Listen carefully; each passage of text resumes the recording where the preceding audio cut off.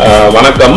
நாங்கள் உள்ளூராட்சி சபைகளிலே ஆட்சி அமைப்பது தொடர்பாக வவுனியா மாவட்டத்தில் நாங்கள் 5 கட்சிகள் கூட்டாக ஒரு முடிவுக்கு வந்திருக்கிறோம். 12 உறுப்பினர்கள் நாங்கள் சேர்ந்து எங்களுடைய கட்சிகள் சார்பாக காண்டீவன் அவர்களை நாங்கள் மேயர் வேட்பாளராக முன்னிறுத்துகிறோம். இந்த மாவட்டத்திலே தமிழ் தேசம் மக்களுடைய இருப்பை தக்க வைப்பதற்காக நாங்கள் அனைவரும் ஒன்றாக சேர்ந்திருக்கின்றோம். வணக்கம். நாங்கள் உள்ளூராட்சி சபைகளிலே ஆட்சி அமைப்பது தொடர்பாக வவுனியா மாவட்டத்தில் நாங்கள் 5 கட்சிகள் கூட்டாக ஒரு முடிவுக்கு வந்திருக்கிறோம். அந்த அடிப்படையில் இலங்கை தமிழரசு கட்சி, ஜனநாயக தமிழ் தேசிய கூட்டணி, ஜனநாயக தேசிய கூட்டணி, அதே போல அகில இலங்கை மக்கள் காங்கிரஸ், எஸ்ஜேபி சார்பாக நாங்கள் எல்லோரும் சேர்ந்து இந்த வவுனியா மாவட்டத்தில் இருக்கிற 4 தமிழ் பேசும் மக்கள் வாழுகின்ற சபைகளிலே ஆட்சி அமைப்பதற்குரிய ஒரு ஒழுங்குக்கு நாங்கள் வந்திருக்கின்றோம். அந்த வகையில நாளைக்கு வவுனியா மாநகர சபையினுடைய தெரிவு இடம்பெற இருக்கிறது. அங்கு 21 உறுப்பினர்களே 12 உறுப்பினர்கள் நாங்கள் சேர்ந்து எங்களுடைய கட்சிகள் சார்பாக காண்டீவன் அவர்களை நாங்கள் மேயர் வேட்பாளராக முன்னிறுத்துகிறோம். அதே போல வவுனியா மாநகர சபையினுடைய பிரதி மேயராக திரு கார்த்திவன் அவர்களை நாங்கள் நாளைக்கு முன்னிறுத்துகிறோம். நிச்சயமாக 100% நாங்கள் அந்த தேர்விலே வெற்றி பெறுவோம். இந்த கூட்டணி வெற்றி பெறும் என்ற முழுமையான நம்பிக்கை எங்களுக்கு இருக்கிறது. அதே போல நாங்கள் வவுனியா தெற்கு தமிழ் பிரதேச சபையிலே அந்த சபையினுடைய தவிசாளராக இலங்கை தமிழரசு கட்சியைச் சேர்ந்த ஒருவர் முன்னிறுத்தப்படுவார். அதே போல ஜனநாயக தமிழ் தேசிய கூட்டணியினுடைய சார்பிலே பிரதி தவிசாளர் அங்கு தெரிவு செய்யப்படுவார். வவுனியா வடக்கை பொறுத்தவரையில வவுனியா வடக்கிலே இலங்கை தமிழரசு கட்சியினுடைய சார்பிலே தவிசாளரும், அகில இலங்கை தமிழ் காங்கிரசினுடைய சார்பிலே பிரதி தவிசாளரும் வவுனியா வடக்கிலே முன்னிறுத்தப்படுவார்கள். செட்டிகுளத்தை பொறுத்தவரையில செட்டிகுளத்திலே எஸ்ஜேபி சார்பிலே அகில இலங்கை மக்கள் காங்கிரஸ் கட்சியை சேர்ந்த ஒருவர் தவிசாளராக நிறுத்தப்படுவார். அதே போல இலங்கை தமிழரசு கட்சியின் சார்பிலே பிரதி தவிசாளர் அங்கு நிறுத்தப்படுவார்கள் என்ற உடன்பாடு எங்களுக்கு இடையில எட்டப்பட்டிருக்கின்றது. வவுனியாவை பொறுத்தவரையிலே இது முதலாவது மாநகர சபையோடு இருக்கின்ற ஒரு மாவட்டமாக, வடக்கு மாகாணத்திலே 2வது மாநகர சபை.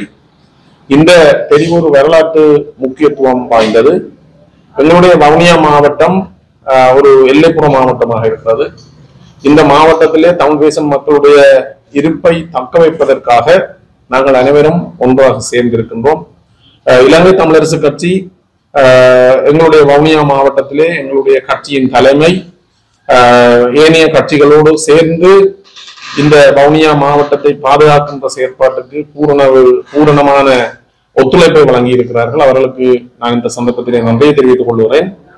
நாங்கள் எதிர்வருகின்ற 4 ஆண்டுகள் எங்களுக்குள்ளுக்கு எல்லா கட்சிகளும் நாங்கள் ஒரு திட்டமிட்ட அடிப்படையிலே இந்த உள்ளூராட்சி மன்றங்களை ஊழலற்ற நிர்வாக சீர்கேடு இல்லாத ஒரு சிறந்த நிர்வாகத்தை கொண்ட மக்களுக்கு சிறந்த சேவையை வழங்கக்கூடிய தலைவர்களை நாங்கள் தெரிவு செய்திருக்கிறோம்.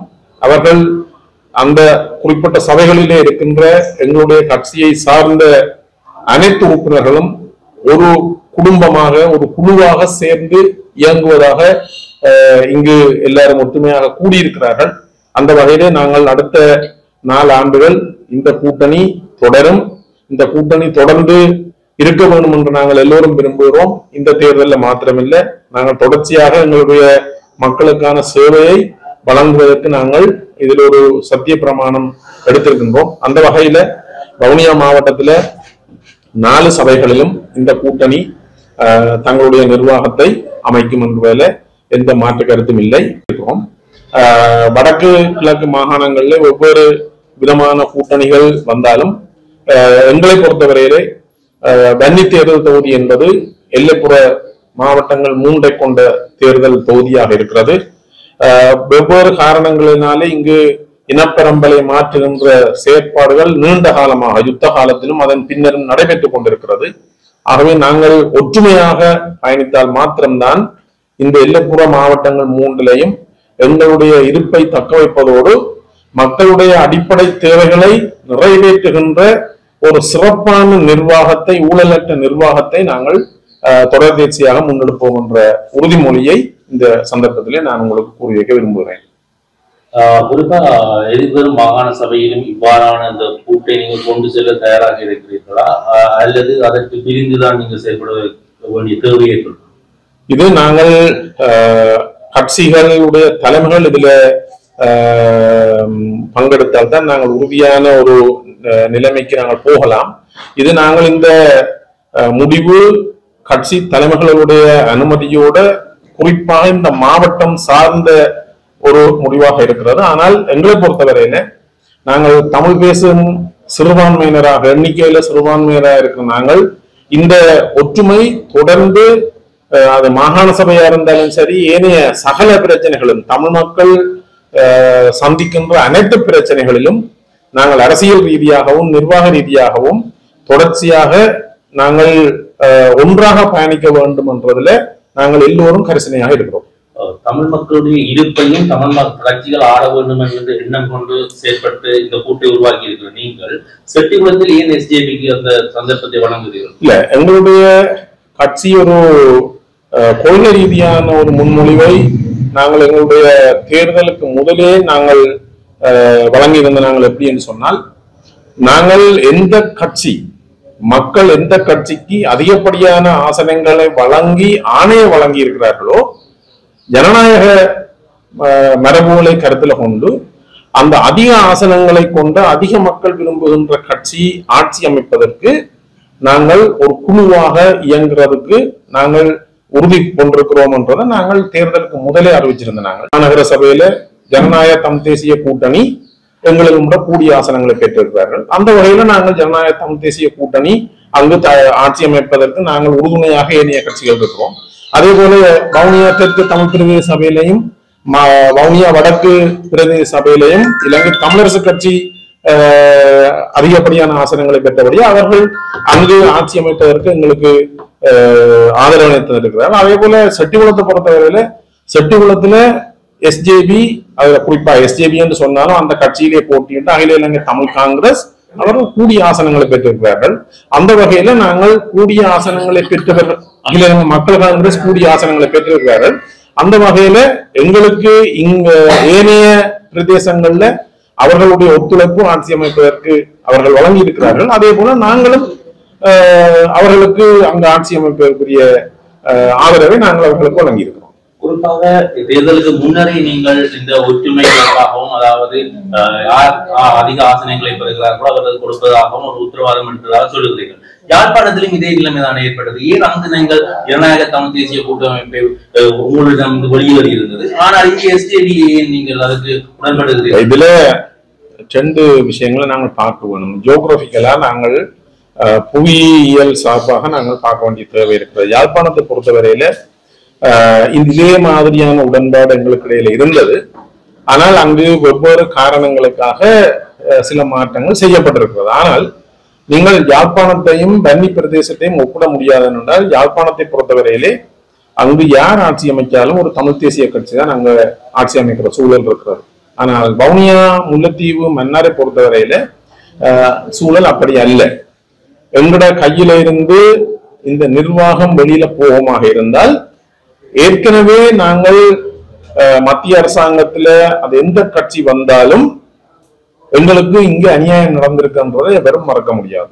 குறிப்பாக வவுனியா மாவட்டத்தை பொறுத்தவரையில வவுனியா மாவட்டத்தில் இனப்பெரம்பலை மாற்றுகின்ற செயற்பாடு யுத்த காலத்திலேயும் சரி அதற்கு பிறகும் தொடர்ச்சியாக நடைபெற்றுக் கொண்டிருக்கிறது. அது மாத்திரமல்ல, எங்களுடைய மக்களுடைய காணிகள் அரசாங்கத்தால வெவ்வேறு வனவள திணைக்களம், வன ஜீவராசிகள் திணைக்களம், இப்படி பல திணைக்களங்கள் எங்களுடைய மக்களுக்கு இருக்கின்ற ஆவணங்கள் இருக்கின்ற காணிகளை கூட தங்களுடைய திணைக்களத்துக்குரிய காணியாக பிரகடனப்படுத்தி இருக்கிறார்கள். எங்களுடைய காணிகள் பறிக்கப்படுகிறது, இங்கிருக்கின்ற இன விகிதாசாரம் மாற்றப்படுகிறது. அந்த வகையில நாங்கள் எண்ணிக்கையில் சிறுபான்மையான தமிழ் பேசுகின்றவர்கள் என்ற அடிப்படையில இந்த 3 மாவட்டத்திலேயும் வன்னி தேர்தல் தொகுதியில நாங்கள் ஒன்றாக நிற்க வேண்டிய ஒரு தேவை இருக்கிறது. அந்த அடிப்படையில தான் யாழ்ப்பாணத்துல இருக்கின்ற கருத்து முரண்பாடுகள் எப்படி இருந்தாலும் கூட எங்களுடைய அனைத்து கட்சிகளும் யாழ்ப்பாணத்துல அப்படி ஒரு முரண்பட்ட நிலை ஏற்பட்டிருந்தாலும் கூட வன்னி தேர்தல் தொகுதியிலே நாங்கள் ஏற்கனவே எட்டப்பட்ட இணக்கப்பாட்டின் அடிப்படையில் போக வேண்டும் என்பதற்கான முழு ஒத்துழைப்பை எங்களுடைய கட்சிகள் வழங்கி இருக்கிறார்கள். அந்த அடிப்படையில தான் நாங்கள் வன்னி பிரதேசத்துல எங்களுடைய இருப்பு என்ற ஒரு முக்கிய காரணம், எங்களுடைய இருப்பை நாங்கள் அரசியலுக்காக விட முடியாது, நாங்கள் அரசியலே செய்கிறது எங்களுடைய இருப்புக்காக ஆனபடியினால நாங்கள் இந்த உடன்பாட்டில் நாங்கள் மிகவும் உறுதியாக வன்னி பிரதேசத்திலே இருக்கிறோம்.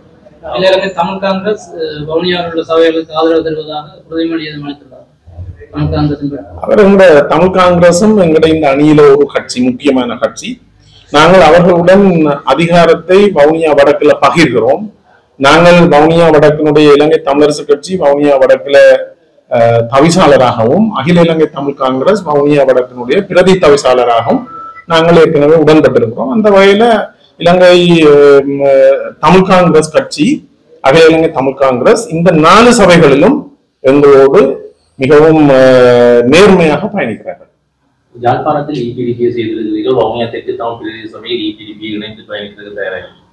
யாழ்ப்பாணத்துல இபிடிபி இலங்கை தமிழரசு கட்சி ஆட்சி அமைப்பதற்கு தங்களுடைய வாக்கினை செலுத்தி இருக்கிறார்கள்.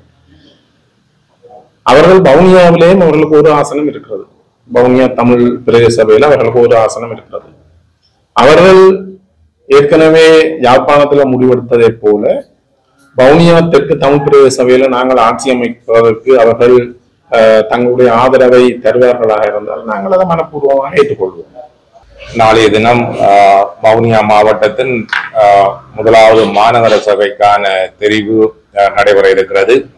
எங்களுடைய கூட்டணி வவுனியா மாநகர சபையை கைப்பற்றும் என்பது எங்களுக்கு அசைக்க முடியாத நம்பிக்கை இருக்கிறது. காரணம், 21 பேர் கொண்ட இந்த மாநகர சபையிலே 12 பேர் எங்களுக்கு அதுக்கு முழுமையாக ஆதரவு அளித்து இந்த மாநகர சபையை நாங்கள் கைப்பற்றி இருக்கிறோம். அதே மாதிரி வவுனியா மாவட்டத்தில் இருக்கிற ஏனைய 3 உள்ளூராட்சி மன்றங்களும் எங்களுடைய கூட்டணி அது வெற்றியிட்டும் அதன் ஊடாக இந்த மாவட்டத்திலே மக்களுக்கு செய்ய வேண்டிய பணிகளை நாங்கள் செய்ய இருக்கிறோம். ஆனா உண்மையிலே இந்த புதிய தேர்தல் முறையானது 60% வட்டாரமும் 40% விகிதாசார அடிப்படையில் இன்றைக்கு இந்த நாட்டிலே நடைபெற்று முடிஞ்ச உள்ளூராட்சி மன்ற தேர்தலில் 3/2 பெரும்பான்மை பெற்ற தேசிய மக்கள் சக்தியுடன் இன்றைக்கு 60க்கும் மேற்பட்ட சபைகளை ஆட்சி அமைக்க முடியாத நிலைமை இருக்கிறது. ஆகவே கடந்த காலத்திலே எதிரும் பொதுருமாக இருந்த பல்வேறுபட்ட அரசியல் கட்சிகள் இந்த புதிய தேர்தல் முறை காரணமாகவும் மக்கள் வழங்கிய ஆதரவு காரணமாகவும் இந்த சபைகளை அமைப்பதற்கு நாங்கள் கட்சிகளின் தனிப்பட்ட ரீதியான விருப்பு வெறுப்பு கொள்கைகளுக்கு அப்பால் மக்கள் வழங்கிய இந்த தீர்ப்பின் பிரகாரம் இந்த சபைகளை நாங்கள் இணைந்து நடாத்த வேண்டிய ஒரு தேவை இருக்கிறது என்ற அடிப்படையில் வவுனியா மாநகர சபை உட்பட ஏனைய 3 சபைகளையும் எதிர்வருகின்ற காலங்களிலே இந்த மக்களுக்கான சிறப்பான அபிவிருத்தி பணிகளை நாங்கள் செய்வதற்கு தயாராக இருக்கிறோம். இருக்கிற வவுனியா மாநகர சபை சம்பந்தமாக 5 கட்சி சார்ந்த உறுப்பினர்களை வரவழைத்து பேசியிருக்கின்றோம். இதற்கு முதல் பேசிய தமிழரசு கட்சியின் வவுனியா மாவட்ட அமைப்பாளர் பாராளுமன்ற உறுப்பினர் சத்தியலிங்கம் அவர்கள் கூறியது போன்று உண்மையிலே நாங்கள் தேர்தலுக்கு முதலே சந்தித்து பேசியிருந்தோம். எங்களுடைய ஆதரவு தமிழரசு கட்சிக்கு என்றதை நாங்கள் பகிரங்கமாக தேர்தலுக்கு முதலே கூறியிருந்தோம். அதுக்கு அமைய இந்த முறை நடந்த தேர்தலில் நாங்கள் இந்த கூட்டணியில சேர்ந்து மாநகர சபை முதல் உருவாக்கப்பட்ட மாநகர சபை தமிழ் தேசிய கட்சிகளுக்கு சார்பாக கொடுக்க வேண்டும் என்ற அடிப்படையில் எங்கள் ஆதரவை நாங்கள் வழங்கியிருக்கிறோம். அதே போன்று எங்களை கூப்பிட்டு ஆளுங்கட்சி சார்பாகவும் ஒரு பேசியிருந்தார்கள். நாங்கள் அதுக்கு மறுப்பு தெரிவித்து தமிழ் தேசிய கட்சிகளுக்கு ஆதரவு கொடுத்து அதே போன்று செட்டிகுளம் வவுனியா தமிழ் தெற்கு பிரதேச சபைக்கும் அதே ஆதரவை கொடுத்திருக்கிறோம்.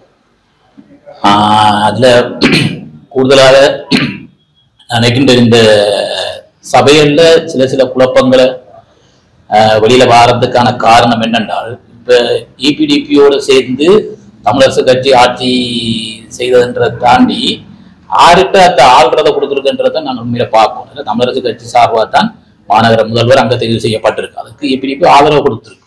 ஆகவே இபிடிபிக்கு அங்க ஒரு முதல்வர் கொடுக்கக்கூடிய ஒரு சந்தர்ப்பம் இல்லாத நேரத்தில் இபிடிபி முதல்வர் அமைக்கக்கூடிய ஒரு சந்தர்ப்பத்தை தமிழரசு கட்சிக்கு அந்த ஆதரவை அந்த அந்த அந்த சபையில் அமைக்கிறதுக்கான கூட்டம் நீங்கள் அந்த கட்சி கூட்டாக ஒரு நாள் நினைக்கக்கூடாது. என்னன்னா இபிடிபி தமிழரசு கட்சியில சேர்ந்துட்டு இல்லை தமிழரசு கட்சியை சேர்ந்து அப்படியாண்டு இல்லை. அடுத்த தேர்தலில் அவையின் பிரச்சாரம் வேறையா இருக்கும், தமிழரசு கட்சியின் கொள்கை வேறையா இருக்கு. அப்ப அதே போன்று இப்ப யாழ்ப்பாணத்துல இபிடிபி ஆதரவு தரலாமன்னா வன்னிலையும் தரக்கூடாது. இபிடிபி என்ற ஒன்றுதானே, ஒரு கட்சி தானே, பிரிவுகள் இல்லை தானே. அப்ப அதால நாங்க வன்னியில கிழக்கில் தான் இங்கே இருந்தாலும் இபிடிபி சார்பாரும் வேட்பாளர் இருந்து உறுப்பினர்கள் இருந்து எந்த கட்சிக்கு ஆதரவு தந்தாலும் அதை நாங்கள் மகிழ்ச்சியோடு ஏற்றுக்கொள்றதுல எந்த விதமான தவறும் இல்லை. நான் நினைக்கிற பொழுது தெரியும், கடந்த கிழக்கு மாகாண சபையில தமிழரசு கட்சி ஆதரவு கொடுத்து தான் முஸ்லிம் காங்கிரஸ்ல ஒரு ஆள் முதலமைச்சராக வந்திருந்தவர். அதே கிழக்கு மக்கள் புலையா நினைச்சிருந்தால் இன்றைக்கு கூட வாக்காளி தமிழரசு கட்சிக்கு மக்கள் போட்டிருக்க மாட்டோம். மக்கள் தெளிவா இருக்கணும், மக்கள் சரியான தெளிவா இருக்கணும் எதை எப்படி செய்கிறதுன்றதுல. அதுக்கு உண்மையிலேயே மேன்படி மக்கள் போன போல தெரியும், கடந்த நகர சபையில மக்கள் தீர்ப்பு அங்க மாறப்பட்டிருந்தது. மக்களால் வாக்களிக்கப்பட்ட பிரதிநிதிகள் நிறைய பேர் இருந்தும் மற்றாக்கள் எல்லாம் சேர்ந்துதான் அந்த வவுனியா நகர சபையை கைப்பற்றி இருந்தது. அதுக்கு இல்லாமல் மக்கள் யாருக்கு கூட இதை கொடுத்துருக்கணுமோ, மக்கள் யாரை கொடுத்துருக்கணுமோ அவைகளுக்குரிய சந்தர்ப்பம் தான் சட்டிக்குளத்தில் நடந்ததும் இல்லை. அதை இல்லை, அவைகளுக்கு 4 சீட்டு மற்ற இல்லாத அதுக்கு கீழே தான் இருக்கு. மற்ற 3 மற்ற எல்லாரும் 2 1 தான் இருக்கு. அதால அவைகளுக்கு எங்களுக்கு இந்த சபைகளுக்கு ஆதரவு தரையும் அந்த சபையை நாங்கள் எப்பவும் நன்றி மறக்காத மாதிரி அந்த சபையை கொடுக்கறதுல என்ன பொறுத்த வரைக்கும் நான் அதை ஒரு புள்ளையான கண்ணோட்டத்தை நான் பார்க்கிறேன். ஏன்னா எங்களுக்கு அவர் எல்லா சபையிலே நிபந்தனையற்ற ஆதரவு தான் தந்திருக்கேன். ஒரு இடத்துல பேர் ஒன்றும் கேட்கல, சட்டிக்குள பிரதேச சபை மட்டும். அது உண்மையிலே அவருக்கு 3 சபையில் 3 ஆசனம் இருந்திருந்தால் அது பரிசீலிக்கப்பட்டிருக்கலாம். தமிழரசு கட்சி கண்டிப்பா தருவணும் என்று சொல்லி. ஆனா அவருக்கு 4 மற்ற ஆக்களுக்கு 3 மற்ற எல்லாரும் 2 அடிப்படையில நாங்கள் அதை கொடுக்க வேண்டியது கடமை. அதுதான் உண்மையான ஒரு கூட்டாட்சி என்று சொல்லிக்க எல்லாருக்குமான சந்தர்ப்பத்தை நாங்கள் ஒவ்வொரு கட்சிக்கும் அங்கே வழங்கப்பட வேண்டும் என்ற தேவை இருக்கிறதால செட்டிக்குளத்துல இருந்திருக்கு. நாங்கள் மற்றபடி செட்டிக்குளத்துல அகில இலங்கை மக்கள் காங்கிரஸ் ஆட்சி செய்தாலும் முதல்வராக இருந்த சேர்மனா இருந்தாலும் அதுல நாங்கள் ஆளப்பூரா இல்ல இருந்தா நாங்க இருக்கக்கூடிய உறுப்பினர் அவ்வளவு பேர் இருந்தால் அந்த முடிவு எடுக்க போறோம். அதுல நீங்கள் வடிவா தெளிவா அந்த சபை கூட்டினா பிறகு தெரியும். அங்க செட்டிக்குள பிரதேச சபையில அகில இலங்கை மக்கள் காங்கிரஸ் கொடுத்துட்டாங்க. முஸ்லீம் கிராமங்கள் எல்லாம் அபிவிருத்தி செய்ய போது, தமிழ் கிராமங்கள் எல்லாம் அபிவிருத்தி இல்லாமல் இருக்க போறதுனா பாடு இல்லை. அதுல தெளிவா அந்த கட்சியின் தலைவரும் முன்னாள் அமைச்சர் என்று அப்போது தெளிவா சொல்லியிருக்கிறேன். அந்த உறுப்பினர் தங்களை அந்த சபைக்கு கொண்டு ஆதரவு வந்து அனைத்து கட்சியிலும் அந்த சேர்மன் போலதான் நடந்து கொள்ளப்படுகிறது. அதுல அபிவிருத்தியில எந்த விதமான பாகுபாடுகளும் அங்கே இருக்காது. ஆதரவு தருமாக இருந்தால் தமிழ் தேசிய மக்கள் முன்னணியும் ஆதரவு தருமான்னு சொல்லியிருக்கிறது. தமிழ் தேசிய மக்கள் முன்னணி அகில இலங்கை மக்கள் காங்கிரஸ் காங்கிரஸ் இல்ல தமிழ் காங்கிரஸ் ஆதரவு நோமலாவே பெரும்பான்மை கட்சி இருக்கிற ஆட்களுக்கு ஆதரவு கொடுக்கணும் முடியுதான் தெரியும். அதுல யார் அதுக்குள்ள நிக்கணும் இருக்கக்கூடாது நிபந்தனை எங்கேயுமே வரப்படையில. பெரும்பான்மை இருக்க சபை அமைக்கக்கூடிய பெரும்பான்மை இருக்கக்கூடிய கட்சிக்கு நாங்கள் ஆதரவு தான் நாங்கள் தமிழரசு கட்சிக்கு கொடுத்துருக்குது. தமிழ் தெற்கு பிரதேச சபை இவர் ஆதரவு தான் நான் தர மாட்டேன். எந்த ஆதரவு உங்களுக்கு தான், அதோட வேற யாரும் ஆதரவு வந்தா எனக்கு அதை பத்தி பிரச்சனை. முடிஞ்ச அளவு பெரும்பான்மையில சபை அமைக்கிறது கௌரவம் தான்.